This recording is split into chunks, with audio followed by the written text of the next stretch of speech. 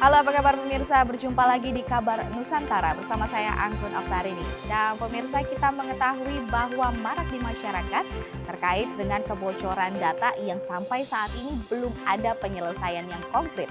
Dan untuk itu Kabar Nusantara kali ini akan membahas terkait dengan generasi sadar privasi dataku tanggung jawabku. Di mana pada tahun ini Parlemen Remaja akan mengangkat isu tersebut sebagai tema yang nantinya akan menjadi pembahasan bersama. Maka dari itu tetap saksikan Kabar Nusantara.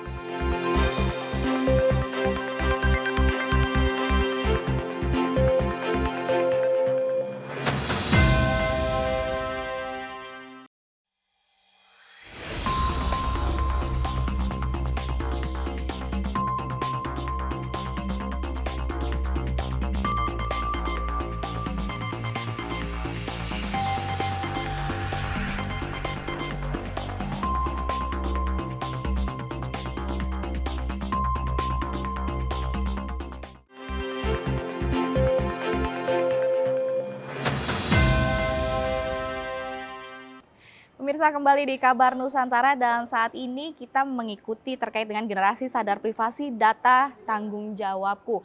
Ini kita tahu bahwa di sini banyak sekali generasi muda bahkan milenial yang belum bisa bertanggung jawab atas data dirinya sendiri.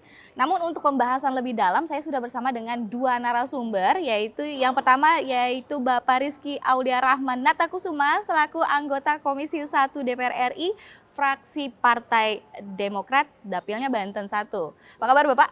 Alhamdulillah baik. Aman ya dapilnya ya? Aman Mbak sejauh ini. Kapan ditunggu main ke Oh siap, saya sangat menerima undangannya.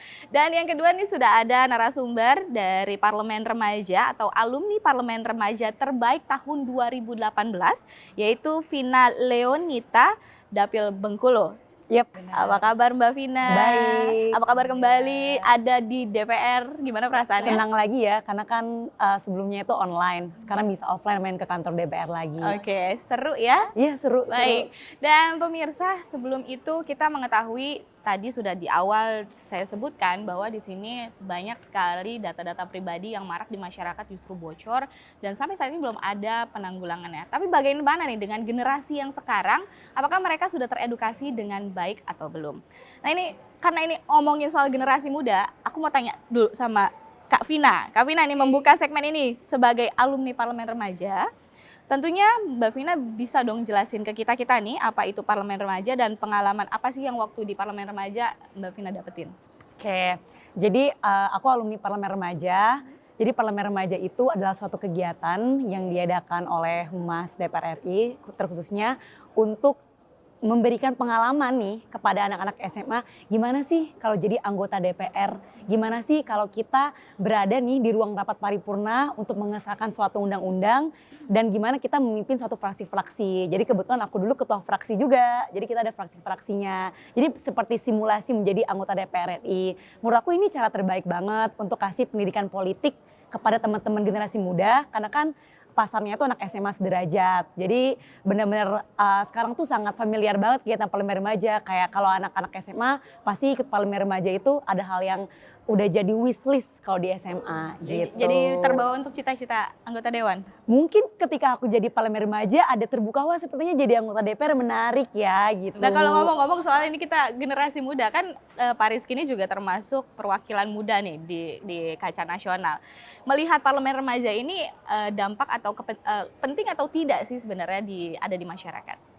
penting sekali. Ini apalagi kita udah lihat udah cocok banget kayaknya jadi anggota DPR. Kayaknya nanti kalau berkiprah sebagai anggota DPR muda, udah dibekali pengalaman jadi Parlemen Remaja kayaknya udah makin siap. Saya pun waktu SMA belum kepikiran mau jadi anggota DPR kan, mau jadi anak band dulu kalau nggak salah, atau mau jadi pembalap MotoGP. Jadi Vina jadi udah dibekali yang dikasih bekal yang luar biasa, dikasih pemahaman bahwa ternyata kompleks tugas di DPR. Benar.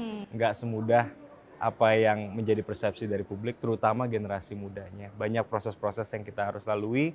Kalau misalnya generasi mudanya sudah diberikan pemahaman bahwa proses-proses inilah yang harus menjadi tahapan ke depan dalam membahas undang-undang, pengawasan, budgeting dan lain sebagainya, makin mantep kayaknya nanti parlemen muda ke depan di Kita Indonesia. masuk bergeser sedikit nih terkait dengan bahwa kan nanti di tahun ini akan ada penyelenggaraan parlemen remaja kembali. Tuh. Dan itu temanya terkait dengan generasi sadar privasi dan dataku tanggung jawabku. Nah kalau misalnya Mbak Vina nih melihat tema tersebut, Mbak Vina sendiri tahu nggak sih apa itu data pribadi? Oke, jadi aku tahu ya tentang data pribadi karena di generasi kita daftar sosial media biasanya dimintain data pribadi. Terus kalau misalnya mau daftar apa biasanya ada data pribadi. Jadi kadang cukup diberitahu aja, oh data pribadi itu bisa mencakup nama, NIK, alamat, semuanya. Jadi kadang nggak semuanya itu dapat informasi terkait itu, nggak semuanya terdistribusi informasi, terutama ke generasi-generasi muda. Jadi kadang banyak generasi-generasi muda yang nggak tahu dan kadang suka terjebak gitu, tiba-tiba terjebak dengan data pribadi tersebut. Jadi ketika ini dijadikan suatu tema untuk teman-teman SMA, menurut aku, wah kayaknya ini yang paling dekat banget dengan kita sekarang. Karena kan sebelumnya kita dihadapin situasi pandemi, semuanya pasti berkegiatan secara daring. Nah, jadi ketika aku melihat temanya, menarik sekali nih tema Parja tahun ini. Selain bisa membuka mata untuk calon peserta nanti, calon peserta juga bisa menjadi agen sosialisasi ke teman-teman sebayanya. Jadi menurut aku itu hal yang penting lah mengenai data pribadi. Tapi kalau kita tahu ya Pak ya sebenarnya di DPR RI juga sedang menyusun perlindungan data pribadi tersebut ya. Itu sudah sampai mana Pak prosesnya? Sebenarnya seluruh DIM, karena kalau membahas rancangan undang-undang pasti ada daftar inventarisasi masalah, itu 90%-nya sudah selesai Mbak. Baik. Jadi mayoritas dari penyusunannya sudah selesai. Tinggal ada beberapa poin prinsip lagi yang masih perlu dirembuk, yang masih perlu kita selesaikan sama-sama khususnya antara Komisi 1 dengan Kementerian Kominfo. Itu terkait dengan badan pengawasnya nanti, lembaga pengawasannya nanti. Tapi untuk hak-hak subjek sebagai pemilik data pribadi, kepentingan data pribadinya harus bisa diamankan oleh negara itu sudah selesai. Kewajiban-kewajiban dari para pengendali dan pemroses, Google, YouTube, Gmail, Tokopedia, lain sebagainya, itu juga kita sudah saklekan di dalam rancangan undang-undang tersebut. Jadi tinggal hanya ada beberapa poin lagi dan kita minta doa biar segera bisa ditutup. Seharusnya kita sebagai generasi muda ini menyadari bahwa data pribadi ini harus kita lindungi dari kapan ya? Tapi sebelum Pak Rizky jawab, kita mau saksikan dulu ada pesan-pesan yang mau lewat dan pemirsa tetap di Kabar Nusantara.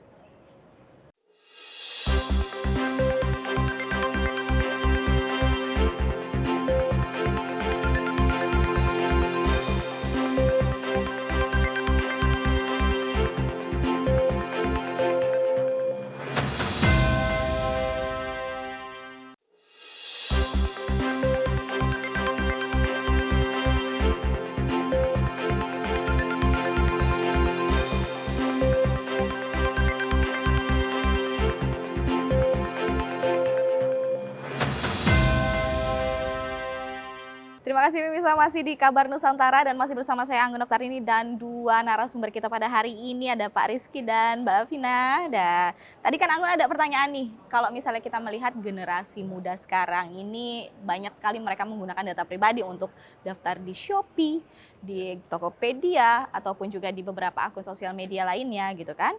Nah ini sebetulnya normalnya atau baiknya kita sebagai generasi muda ini sadarnya dari kapan nih untuk melindungi data pribadi kita Pak? Kalau jawaban singkatnya, kalau di realitas sekarang dari umur 2 tahun ke atas. Oh ya. Karena sekarang anak kecil udah nonton YouTube masing-masing kalau Mbak lihat.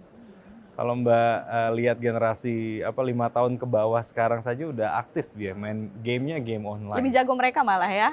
Nah, makanya kita juga di rancangan undang-undang pelindungan data pribadi ingin mempunyai keinginan untuk bisa merancang adanya bab khusus untuk anak dan orang-orang yang memiliki keterbelakangan agar mereka juga bisa memakai haknya sebaik manusia-manusia lainnya gitu loh, untuk memberikan izin jika datanya ingin diproses, untuk memberikan izin jika datanya ingin ditransfer ke luar negeri. Ini juga harus kita pikirkan, tapi tentu sedini mungkin.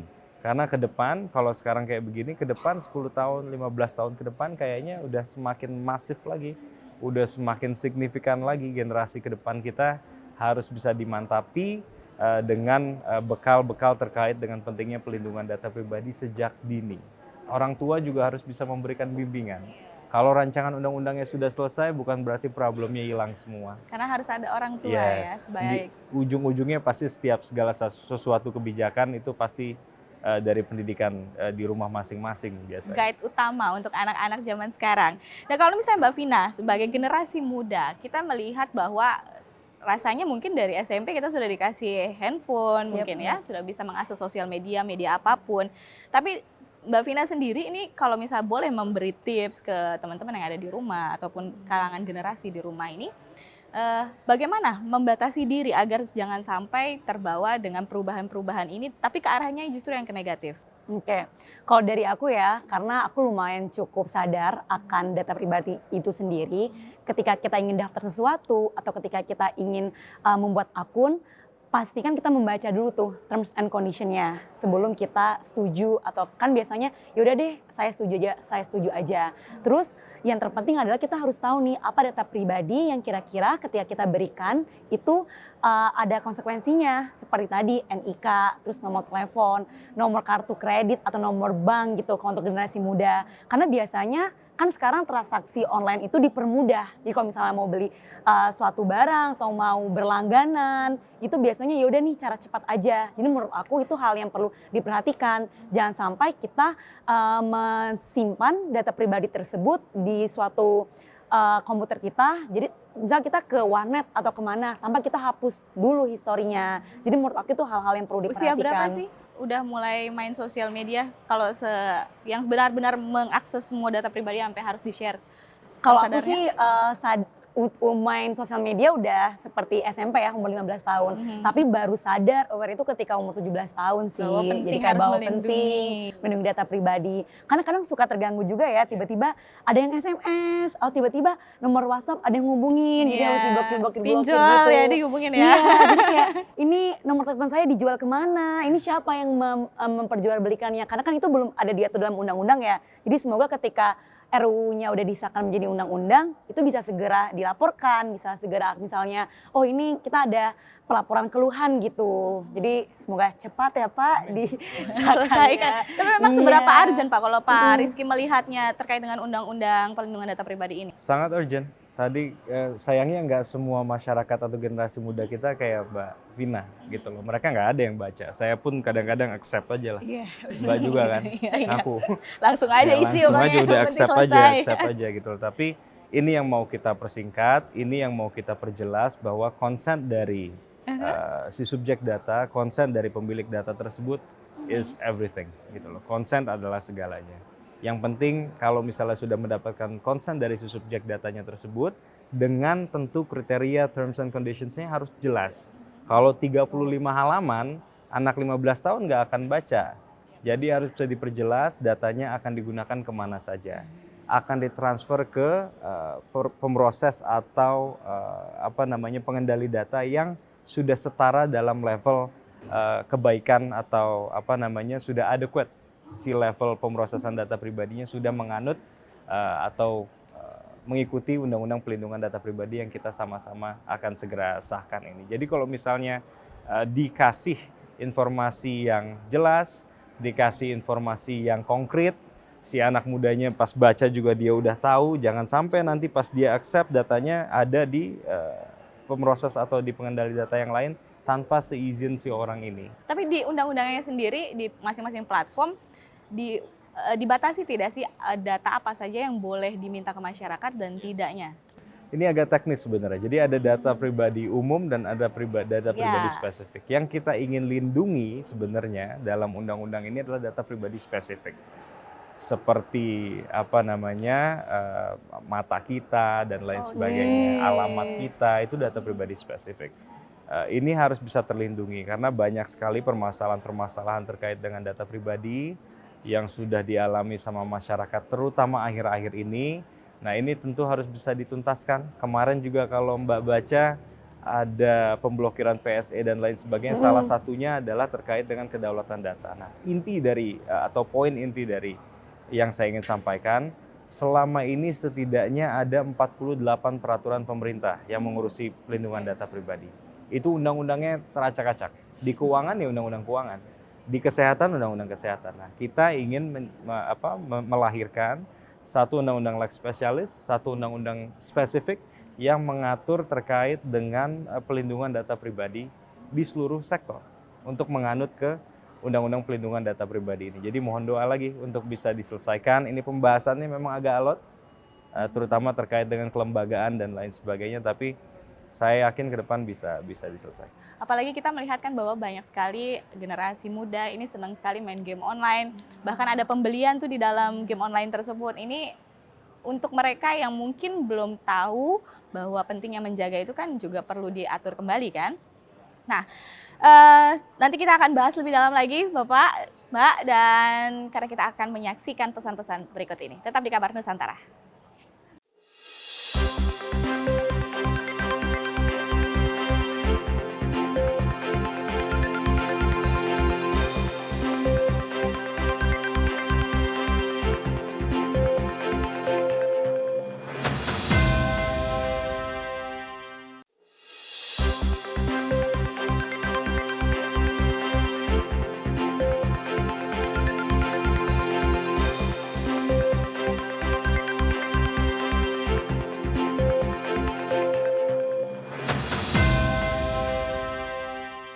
Pemirsa, kembali lagi di Kabar Nusantara, dan di sini menurut penelitian yang dilakukan oleh Medan tahun 2013, sejak tahun 2006 remaja lebih sering menggunakan data pribadi seperti nama asli, terus juga ada alamat email asli dan alamat sekolah asli. Nah, ini masih belum teredukasi dengan baik. Ini sebetulnya peranannya apakah hanya pemerintah saja kah, atau justru lingkungan sekitar juga harus ikut bertanggung jawab dengan yang sedang terjadi? Nah, ini kalau aku ngobrol sama Mbak Vina sendiri pernah nggak sih di sekolah, di edukasi atau di kampus diedukasi bahwa kita harus membatasi diri dalam menyebarkan data pribadi? Oke, jawaban jujur ya, to be honest, kayaknya belum pernah deh untuk disosialisasi tentang data pribadi itu. Atau mungkin itu kadang tanggung jawabnya diberatkan kepada kementerian terkait seperti Kominfo atau lembaga terkait aja. Sementara kalau kita dari guru atau dari pihak universitasnya itu nggak pernah tuh dikasih tahu tentang data pribadi. Jadi mungkin isu data pribadi ini baru mulai marak beberapa tahun terakhir ini saja gitu. Justru mungkin dari teman-teman organisasi di kampus atau teman-teman OSIS di sekolahnya bisa dijadikan agenda ketika ada ospek atau misalnya ada pengenalan lingkungan sekolah baru, itu dijadikan satu agenda data pribadi. Karena aku merasa masih kurang teruntuk juga, kan kita di Indonesia kan distribusinya agak sulit ya, kan nggak semuanya bisa dapat akses terhadap pentingnya data pribadi. Jadi kadang ya masih banyak sih teman-teman aku juga dari Bengkulu ya, dari daerah gitu, banyak yang belum tahu tentang pentingnya data pribadi. Kayak kalau misalnya yaudah nih isi nomor telepon mau aja, atau yaudah nih isi alamat mau aja tanpa tahu. Tadi Pak Rizky bilang kan mereka belum tahu tentang konsen tersebut. Jadi menurut aku memang itu mungkin jadi PR bersama ya untuk bisa dikasih sosialisasi lebih lanjut terkait hal tersebut. Tapi kalau Pak Rizky melihat sebenarnya perlu nggak sih ada pendidikan khusus juga nih di masing-masing lembaga pendidikan apapun itu untuk memberitahu atau memasukkan kurikulumnya nih terkait dengan hal ini? Penting sekali. Kalau misalnya masukkan kurikulum, tentu ada beberapa opsi yang kita lihat. Tapi pendidikan terkait dengan pelindungan data pribadi sejak dini itu penting. Bahwa tadi Mbak Vina mengatakan kita kasih aja. Nah, ini yang kita lagi mau atur. Kalau misalnya si aplikasi tersebut, misalnya kan sekarang ada aplikasi azan, ada aplikasi terkait apa. Kalau misalnya dia nggak butuh mata retina kita, ya nggak usah dimasukin di situ. Kalau dia nggak butuh KTP kita dan lain sebagainya, ya nggak usah dimasukin di situ. Ini memang kompleks, tapi di dalam rancangan undang-undangnya sendiri kita ingin mengatur pertama keseimbangan antara dunia usaha. Kita harus kasih fleksibilitas buat dunia usaha. Pak Jokowi bilang data is new oil, katanya. Oil masih bisa habis. Kalau data ke depan nggak akan bisa habis. Mereka tahu kita sukanya kemana. Mereka tahu Mbak sukanya jam 7 malam, pesannya apa, dan lain sebagainya. Itu new oil. Untuk si perusahaan-perusahaan bisa mendapatkan data tersebut untuk kepentingan R&D-nya mereka, research and development. Tapi di sisi lain kita juga harus mengutamakan hak asasi manusia si subjek datanya ini.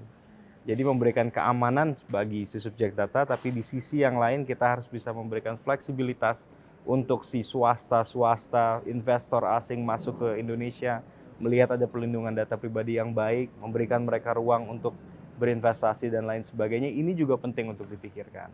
Dunia pendidikan juga yang masih pada kuliah penting. Kita research pakai data, kita nulis tesis pakai data dan lain sebagainya. Jadi emang kompleks, nggak semudah judulnya. Dalamnya kepentingan banyak sekali dari Yahoo, dari WhatsApp. Ini yang masuk dalam panjanya pasti dihubungin terus dari perusahaan-perusahaan karena mereka ingin update terkait dengan udah sampai mana pembahasannya dan apakah kami masih diberikan ruang yang baik untuk bisa memproses data dari masyarakat di Indonesia. Tapi balik lagi ke poin intinya, penting sekali untuk diberikan pemahaman kepada publik, kepada masyarakat, khususnya generasi muda yang paling aktif memakai aplikasi online dan lain sebagainya, harus bisa diberikan pemahaman mulai dari rumah masing-masing sebenarnya, baru di sekolah dan lain sebagainya. Kapan sih Pak rancangan undang-undang data ini akan segera rilis di DPR RI sendiri? Apa sudah ada target khusus?